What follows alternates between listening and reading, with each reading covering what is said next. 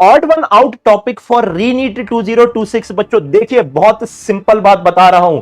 After analyzing all the re NEET paper I come to a conclusion कि जनाब जो रीनीट का पेपर बनता है वो ऑड वन आउट टॉपिक से बनता है। ऐसा क्यों कह रहा हूं मैं? क्योंकि जनरली जितने इंपॉर्टेंट टॉपिक रहते हैं वो फर्स्ट पेपर में दे दिए जाते हैं और सेकंड रीनीट का पेपर हमेशा उससे डिफरेंट बनाना रहता है। तो एग्जामिनर के पास बच्चों एक ही चॉइस रहती है कि ऑड वन आउट टॉपिक डाले जिसकी प्रोबेबिलिटी मेन पेपर में आने की कम थी बच्चों, अब उसकी प्रोबेबिलिटी री पेपर या रीनीट में आने की बढ़ जाती है। कुछ ऐसे टॉपिक हैं जिसको जनरली बच्चा स्किप करता है लेकिन वो री पेपर में जरूरी हो जाते हैं और इसीलिए बच्चों को पेपर टफ लगने लगता है। जैसे कि अगर मैं बात करूं कुछ टॉपिक की, वेव ऑप्टिक्स से डिफ्रैक्शन की बात हो जाती है।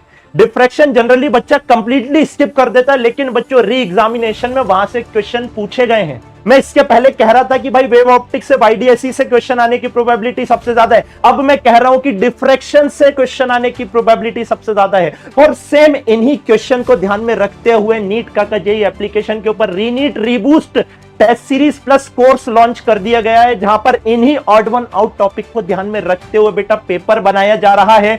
और उसका तो भाई आप फीडबैक मत ही पूछे, टफेस्ट पेपर भी आ जाएगा नीट की हिस्ट्री का। तो बच्चों वो लेवल से ऊपर का ही लेवल आपको रीनीट रीबूस्ट टेस्ट सीरीज में दिख रहा होगा।